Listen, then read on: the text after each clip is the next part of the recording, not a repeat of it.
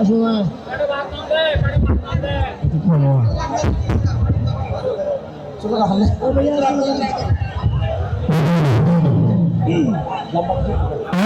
স্বপ্ন দেখি ফিরে এসেছে আজহারি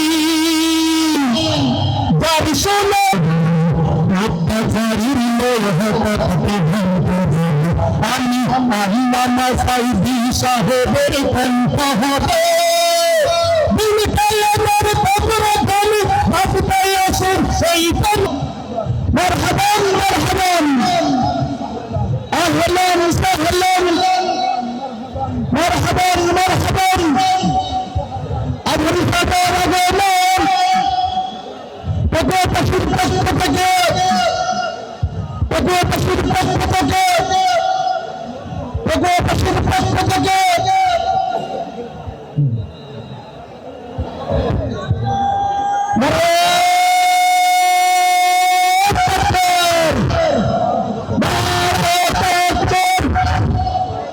আজহারি সাহেবের আগমন পশুর পক্ষ থেকে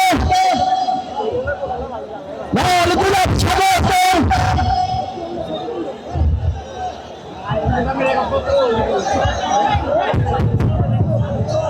সম্মানিত আপনারা দেখতে পাচ্ছেন আমাদের আজকে ঐতিহাসিক আজকের গ্রাম মাহফিলের সম্মানিত প্রধান মুখাচ্ছেন বাংলাদেশের প্রত্যেক অঞ্চল থেকে চলেছি আমরা আজকে আমাদের কাঙ্ক্ষিত মেহমান আমাদের পরিবেশের দিক থেকে হিরানি হাদিস আলোচন ইনশাআল্লাহ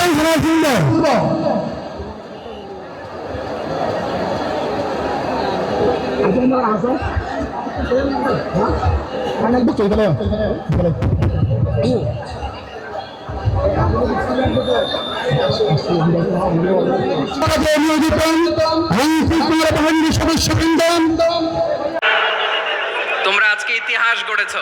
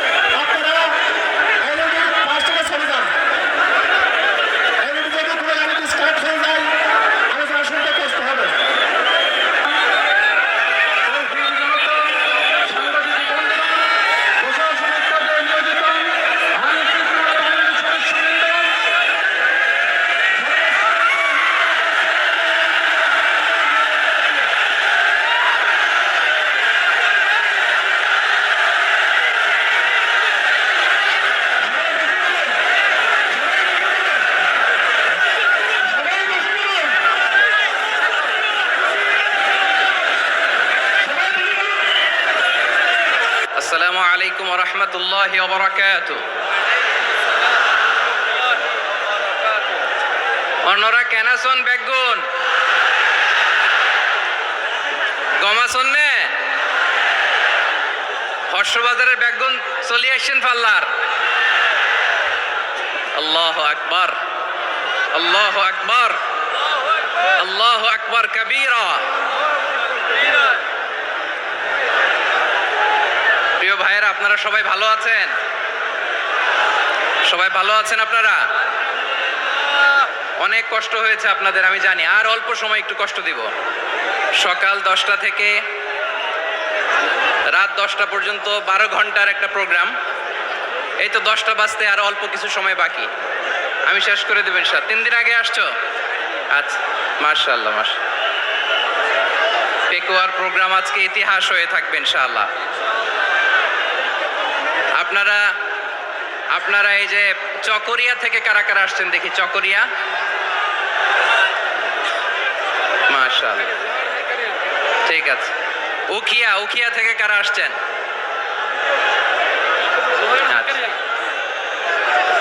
তারপরে এই যে কক্সবাজার সদর থেকে কারা? অনেক ভাইরা আসছে, মাশাআল্লাহ, হাত নামান। রামু থেকে কারা? রামু রামু, এই যে রামুবাসী। মহেশখালী থেকে কেউ আসছেন? এটা তো মহেশখালীর প্রোগ্রাম হয়ে গেছে দেখা যায়। কুতুবদিয়া, কুতুবদিয়া আছে? আচ্ছা আচ্ছা। ঈদগাঁও, ঈদগাঁও থেকে কেউ আসছেন? ওর ঈদগাঁও থেকেও আসছে, আল্লাহু আকবার। আচ্ছা, পেকুয়া থেকে কারা কারা দেখি?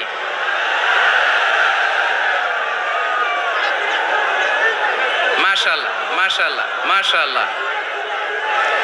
আচ্ছা, সাতকানিয়া লোহাগড়ার কে কে?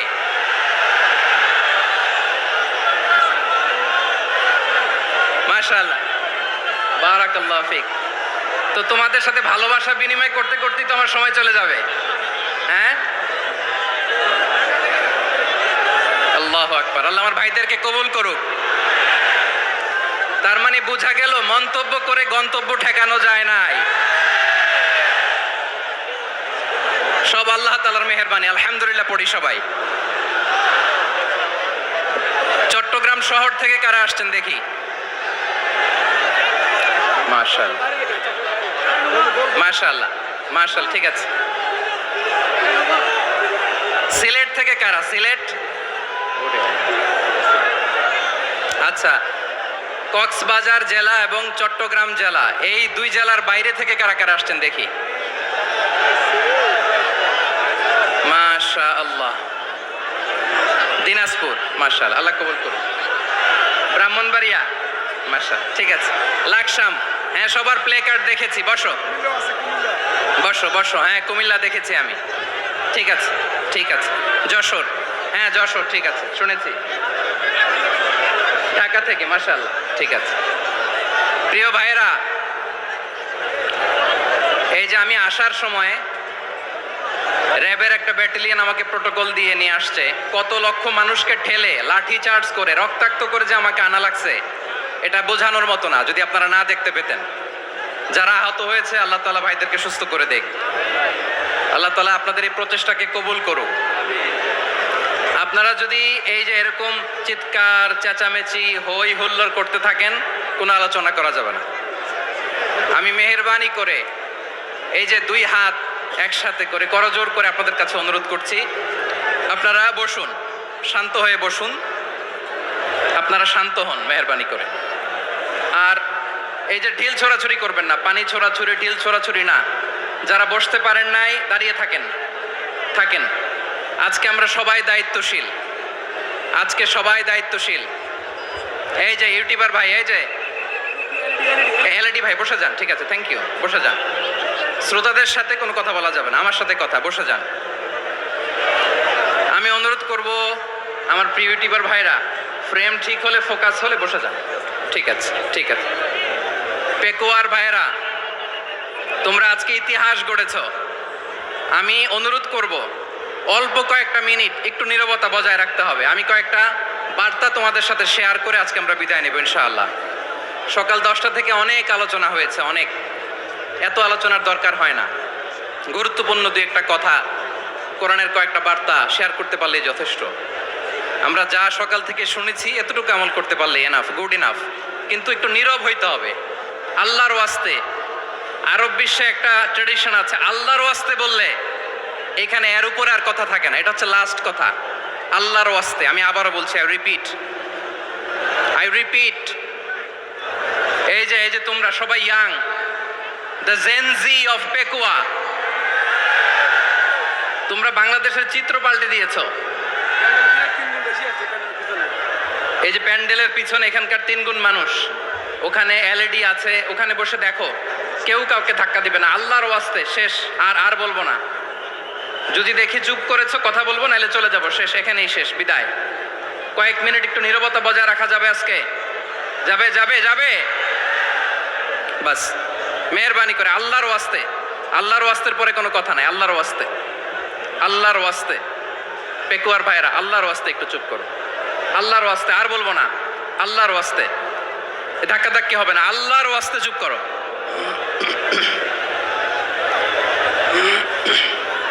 জি, আমরা শুরু করছি। আলহামদুলিল্লাহ الحمد لله نحمده ونستعينه ونستغفره ونؤمن به ونتوكل عليه ونعوذ بالله من شرور أنفسنا ومن سيئات أعمالنا من يهده الله فلا مضل له ومن يضلل فلا هادي له أي فلن تجد له وليا مرشدا ونشهد أن لا إله إلا الله وحده لا شريك له هو الذي لا ضد له ولا ند له لا مثل له ولا مثيل له لا وزير له ولا كفيل له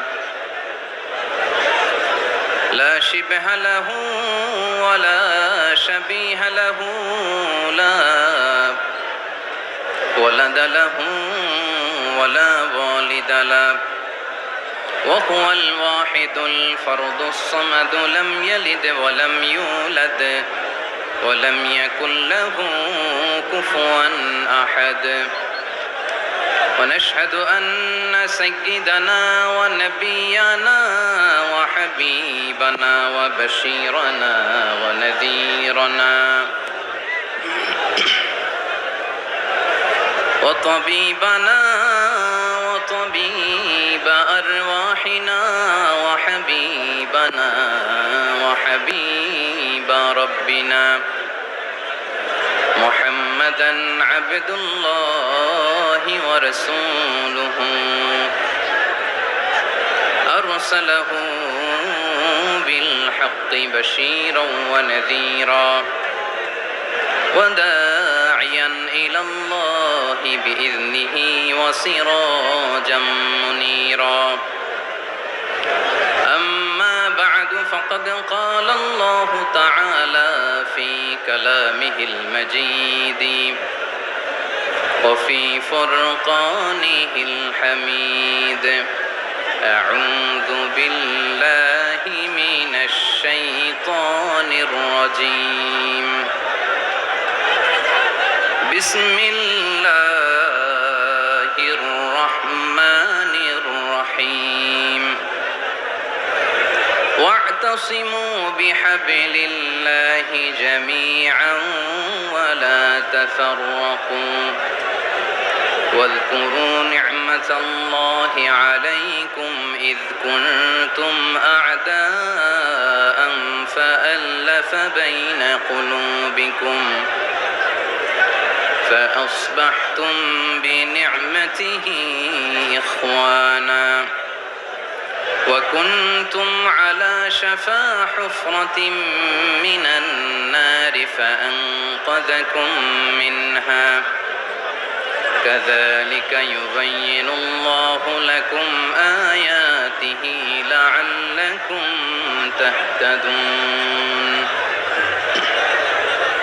إن الله وملائكته يصلون على النبي يا أيها الذين آمنوا صلوا عليه وسلموا تسليما اللهم صل على محمد وعلى آل محمد كما صليت على إبراهيم وعلى آل إبراهيم إنك حميد مجيد اللهم بارك على محمد وعلى آل محمد كما باركت على إبراهيم وعلى آل إبراهيم إنك حميد مجيد সকল প্রশংসার মালিককে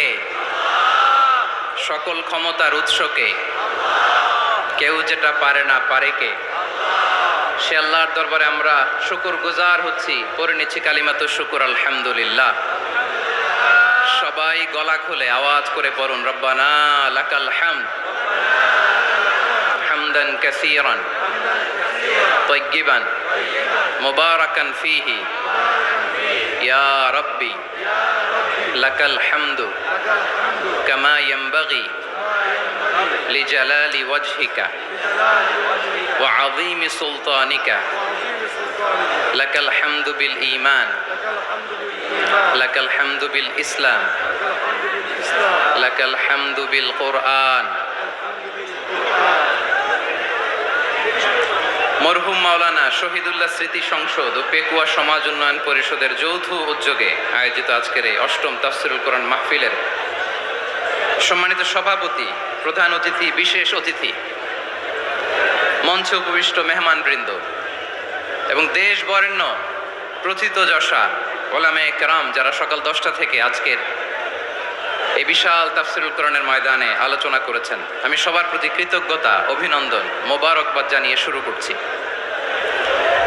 আল্লাহ রাব্বুল ইজ্জত জালালের দরবারে শুকরিয়া জ্ঞাপনের পাশাপাশি আমি আপনাদের শুকরিয়া জানাই যারা কক্সবাজারের বিভিন্ন থানা থেকে, চট্টগ্রামের বিভিন্ন থানা থেকে এবং বাংলাদেশের বিভিন্ন জেলা থেকে আজকের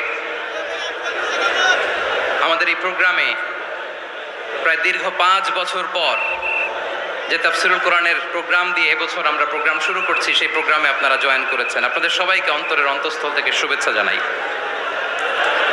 আমি অন্তরের অন্তঃস্থল থেকে শুভেচ্ছা জানাতে চাই আমার প্রিয় সাংবাদিক বন্ধুদের, electronics media, printing media, YouTuber ভাইদের। আজকে এই প্রোগ্রামের শান্তি শৃঙ্খলা নিরাপত্তার দায়িত্বে নিয়োজিত ছিল পুলিশ বাহিনী, বিডিআর বাহিনী, তারপরে র্যাব, দেশপ্রেমিক সেনাবাহিনী এবং পেকুয়ার ভলান্টিয়ার্স ভাইয়েরা, যারা যেভাবে আজকের প্রোগ্রামকে সার্থক করার জন্য আপনারা শ্রম দিয়েছেন, সময় দিয়েছেন, মেধা দিয়েছেন, উপস্থিত হয়ে প্রোগ্রামকে সার্থক করেছেন, আমি সবাইকে শুভেচ্ছা এবং মোবারকবাদ জানিয়ে শুরু করতে চাই।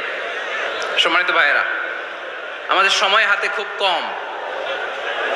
বড় তাফসীল প্রোগ্রামগুলোর সবচেয়ে বড় ক্রাইসিস বা প্রবলেম হচ্ছে এখানে শোডাউন থাকে বেশি, ইউটিউবার থাকে বেশি, নিউজ কাভারেজ বেশি, কিন্তু মন খুলে, প্রাণ খুলে, নিঝুম নিস্তব্ধ একটা পরিবেশে কথা বলার যে সুযোগ, সেটা হয়ে ওঠে না। কিন্তু আমরা একটু কষ্ট করলে, একটু স্যাক্রিফাইস করলে এটা সম্ভব। আমি শুরুতে হাত জোর করে আল্লাহর ওয়াস্তে আপনাদেরকে চুপ থাকতে বলেছি। কোনো ভলান্টিয়ার্স আপনাকে বলবে না, একজন আরেকজনকে বলবে না, একে অন্যকে বলার দরকার নাই, থামো, সরো, জায়গা নাই, কিছু বলার দরকার নাই, শুধু চুপ থাকতে হবে মেহেরবানি করে কয়েকটা মিনিট। আল্লাহর ওয়াস্তে যদি মেহেরবানি করে চুপ থাকতে পারেন, কয়েকটা কথা শেয়ার করবো ইনশাআল্লাহ। এইদিকে চুপ হয়ে গেছে মাশাআল্লাহ, এই দিকটাতেও আল্লাহর ওয়াস্তে ধাক্কা ধাক্কি, জায়গা না হলে পেছনে চলে যাও, আমাকে দেখা লাগবে জরুরি না তো, এলইডি আছে ওখানেও দেখা যাবে, ওখানে চলে যাও। ধাক্কা ধাক্কি করে ঘেমে ঘরমাক্ত হয়ে কি একটা কঠিন অবস্থা। শীতের সিজন মনে হয়, আমি তো ঘামতেছি, ঘন্টা বাড়াই দিতে হবে, ঘামতেছি টোটালি। র্যাবের ভাইয়েরা কি পরিমাণে কষ্ট স্বীকার করেছে আমাকে এখানে উঠাতে, যে এটা বলে বোঝানোর মতো না। তো আমাদের দেশের ভাইয়েরা ইমোশনাল, আবেগী, অনেক আবেগ দিয়ে অনেক কিছু আমরা হারাই, ভুল করি, আমরা বুঝি না, লং রানে আমরা চিন্তা করতে পারি না। একটা নিঝুম নিস্তব্ধ পরিবেশ যদি দেয়া যেত, কথা বলতে পারতাম, লক্ষ লক্ষ কোটি কোটি মানুষ, সারা পৃথিবীর মানুষ এটা শুনতো, মানুষের মন, মস্তিষ্ক, চিন্তা, মননে পরিবর্তন আসতো। কিন্তু ধাক্কা ধাক্কি করে আসতে আসতে আমাদের মাইন্ড ডিস্টার্ব হয়ে যায়। কিছু বুলেট পয়েন্ট সাজিয়ে নিয়ে আসছে, যেটা বলবো এটা ব্রেন থেকে হারিয়ে যায়, আর মনে রাখতে পারি না। জান নিয়েই তো টানাটানি, আমি মনে রাখবো কি? জান নিয়ে টানাটানি। তো যদি আমরা প্রতিটা বড় বড় পাবলিক ইভেন্টে যদি এরকম করি, আমাদের পক্ষে কি আর ময়দানে কথা বলা সম্ভব হবে? বাধ্য হয়ে পরে ফেসবুকে ঘোষণা দিব যে আমি আর তাফসির মাহফিলে নাই, আমি মসজিদের হালাকা করব, 20 জন নিয়ে আমি দাওয়াতি কাজ করব, যথেষ্ট, গুড ইনাফ। এটাই আপনারা চান নাকি? এটাই চান? তো একটু মেহরবানি করে চুপ করা যাবে না, জায়গা না হলে পেছনে চলে যান। কিন্তু যারা থাকবেন চুপচাপ, আওয়াজ করা যাবে না। আল্লাহর ওয়াস্তে, আল্লাহর ওয়াস্তে অনুরোধ করার পরে যদি এটা ভায়োলেট করেন, জবাব দিতে হবে আল্লাহর কাছে। খবরদার, আল্লাহর ওয়াস্তে বলেছি। আওয়াজ করা যাবে না ভাইয়েরা, এইভাবে আলোচনা করা যায় না, মেহেরবানি করে আওয়াজ করবেন না। আমার দিকে তাকান। আজকে যে টপিকটা নিয়ে আমি আপনাদের সামনে কথা বলবো সেটা হচ্ছে আমাদের ধর্মীয় জীবনে, সামাজিক জীবনে, রাষ্ট্রীয় জীবনে ঐক্যবদ্ধ থাকার গুরুত্ব। The importance of unity in our life. আমরা ঐক্যবদ্ধ থাকতে চাই কি চাই না? এই আপনাদের গলার আওয়াজ। আমরা ঐক্যবদ্ধ জীবন যাপন করতে চাই কি চাই না? চাই। ঐক্যের কোনো বিকল্প নাই। গত 50 বছর তো দেখেছি এই ডিসইউনিটি, অনৈক্য, বিভেদ, বিচ্ছিন্নতা আমাদেরকে কোথায় নিয়ে গিয়েছে। এই যে দেখেন কিছুদিন আগে আমাদের বর্তমান নেতা ডক্টর ইউনূস, উনি সব রাজনৈতিক নেতৃবৃন্দদেরকে ডেকেছেন একটা ইস্যুকে কেন্দ্র করে। তার মানে গোটা বাংলাদেশ এক হয়ে গিয়েছে। আমরা সবাই উদ্বেলিত হয়েছে, উচ্ছ্বসিত হয়েছে, ঠিক কিনা বলেন? রাজনৈতিক নেতাদেরকে ডেকেছেন উনি, আমরা এক হয়েছি। এরপর ধর্মীয় অঙ্গনের যে লিডাররা, বিভিন্ন ধর্মের, শুধু মুসলিম না, সবাইকে ডেকেছেন, আমরা ঐক্যবদ্ধ হয়েছি। এটাকে বলে ন্যাশনাল ইউনিটি, জাতীয় ঐক্য। যে কোনো ধরনের কনস্পাইরেসি, ষড়যন্ত্র, আধিপত্যবাদ মোকাবেলায় জাতীয় ঐক্যের চেয়ে মোক্ষম হাতিয়ার আর নাই। আমাদের একটা প্রতিবেশী দেশ আছে, আমরা আমাদের দেশ নিয়ে যত ভাবি তারা তার চেয়ে বেশি ভাবে। কথা বুঝতেছেন না? আরো ভেঙে বলতে হবে। হ্যাঁ, আমরা আমাদের দেশ নিয়ে যত উদ্বিগ্ন, এদের আরো টেনশন বেশি। বলেন আমাদের দেশে শান্তি আছে না নাই? আমরা হিন্দু মুসলিমে কখনো দাঙ্গা লাগে? আসতে বলেন কেন লাগে? ওদের পূজা পার্বণে আমাদের মাদ্রাসার ছেলেরা যে পাহারা দেয়, চিল্লায় বলেন ঠিক কিনা? আমাদের তাফসির মাহফিলের সময় ওরা ডিস্টার্ব করেন, ঢোল বাজায় না। ওদের পূজা পার্বণের সময় আমাদের তাফসির মাহফিলের ডেট হলে আমরা চেঞ্জ করে দেই। সুবহানাল্লাহ, কি সাম্প্রদায়িক সম্প্রীতির রোল মডেল। আর ওই বাংলাদেশের ব্যাপারে তারা অনেক ডিসইনফরমেশন ছড়াচ্ছিল। ভারতের অনেকগুলো গণমাধ্যম, আমি জেনারেলাইজ করব না, আমাদের প্রতিবেশী দেশের সব গণমাধ্যমকে আমি দোষ দিতে চাই না, অনেকগুলো গণমাধ্যম তারা ডিসইনফরমেশন শেয়ার করেছে। ডিসইনফরমেশন আর মিস ইনফরমেশনের পার্থক্য আছে। মিস ইনফরমেশন না জেনে ভুল বুঝে একটা মিথ্যা বা ভুল তথ্য ছড়িয়ে দেয়া, এটার ক্ষমা আছে, এটার কি আছে? আর ডিসইনফরমেশন মানে ইচ্ছা করে, প্ল্যান করে, ম্যাপ করে, ছক এঁকে মিথ্যা, গুজব, রটনা সোশ্যাল মিডিয়ায় ছড়ানো, এটার ক্ষমা আছে? আওয়াজ করে বলেন ক্ষমা আছে? ভারতের কিছু গণমাধ্যম তাই করেছে। আমরা ব্যথিত হয়েছি, আমাদের হৃদয়ে রক্তক্ষরণ হয়েছে। আমাদের প্রতিবেশী দেশকে বলতে চাই, আমাদের দেশ নিয়ে আপনাদের ভাবার দরকার নাই। নিজের চরকায় তেল দেন, নিজের দেশ নিয়ে ভাবেন। গত মাসের ভয়েস অফ আমেরিকার রিপোর্ট, বাংলাদেশে সংখ্যালঘু জনগোষ্ঠী আগের চেয়ে বেশি নিরাপত্তা পাচ্ছে। Report voice of America, Muslim report নাকি? মুসলিম জরিপ, ভয়েস অফ আমেরিকা। কথা বোঝে নাই বোধহয়।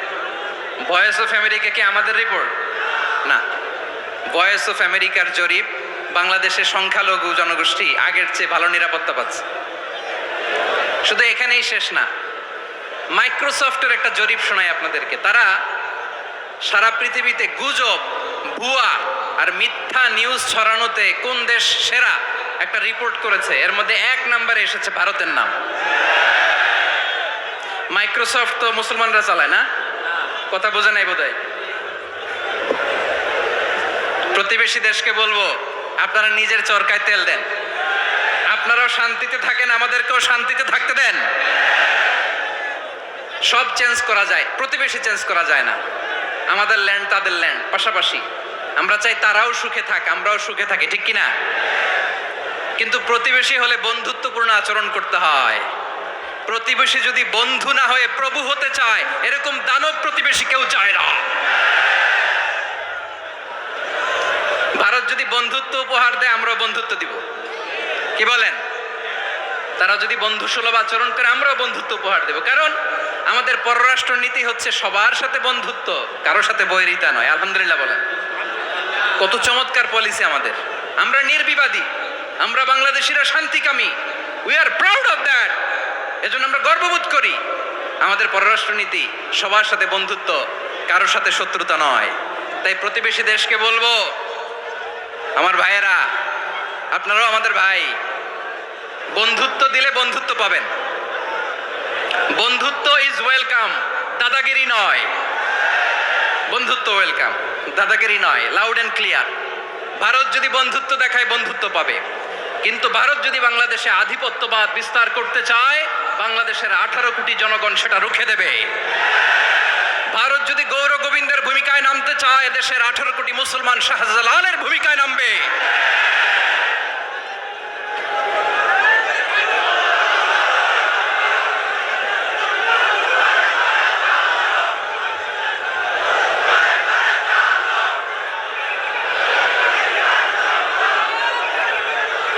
প্রিয় ভাইয়েরা, আমরা বন্ধুত্বে বিশ্বাসী, শত্রুতায় নয়, ঠিক কিনা বলেন? আল্লাহ আমাদেরকে বোঝার তৌফিক দান করুক। তাহলে এই যে তারা বলেছে এদেশে সংখ্যালঘুরা কষ্টে আছে, দুঃখে আছে, এটা কি ঠিক? বলেন, এটা কি ঠিক? না, তারা ডিস ইনফরমেশন শেয়ার করেছে, এটা ঠিক নয়।